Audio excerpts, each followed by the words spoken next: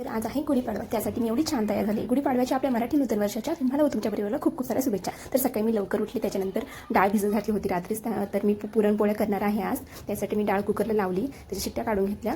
तोपर्यंत पीठ मळायला घेतलं. पीठ पण मळलं मी नंतर हळूहळू करून सगळा पुरणपोळ्याचा स्वयंपाक तयार झाला माझा. त्याच्यानंतर लगेच मी देवपूजा करायला घेतली. सगळ्या देवांचा मी आज अभिषेक घातला सगळ्या देवांना. त्याच्यानंतर छानपैकी माझी देवपूजा इथे झालेली आहे. तर मी उंबरेला लेपन लावलं आणि त्याच्यानंतर छान दारात रांगोळी काढून घेतली. त्याच्यानंतर लगेच गुढीची तयारी केली, कारण 10च्या आतमध्ये गुढी उभारायची होती. तर मी एवढी छान तयार झाली आणि त्याच्यानंतर गुढीपाडवा आम्ही सण हा साजरा केला. तर नवीन वर्ष त्यामुळे मी प्रण केला आहे, रोज एक मिनी ब्लॉग टाकेल त्यामुळे सबस्क्राईब करा प्लीज. सपोर्टची खूप गरज आहे, प्लीज सबस्क्राईब माय चॅनल, म्हणून सपोर्ट करा आपली भरली. त्याच्यानंतर हे मस्त ताट मी गुढीसाठी तयार केला. मी देवांना पण नैवेद्य दाखवला. आणि बघा मी काय काय बनवलं आहे. पुरणपोळीचं मी जास्तच बनवते, कारण आठवड्याभर खाता येतं थोडं करून. आमटी वगैरे सगळंच बनवलं आहे आणि खूपच जमले होते मी. त्याच्यानंतर मी छानपैकी जेवण केल्यानंतर आईस्क्रीमचा आनंद घेतला. छान किचन कट्टा वगैरे सगळं आवरलं. आज कुठे बाहेर जायचं नव्हतं, फक्त घेऊन रोज ग्राउंडला जावं लागतं. तर मी ब्लॉग इथं सेंड करते. बाय.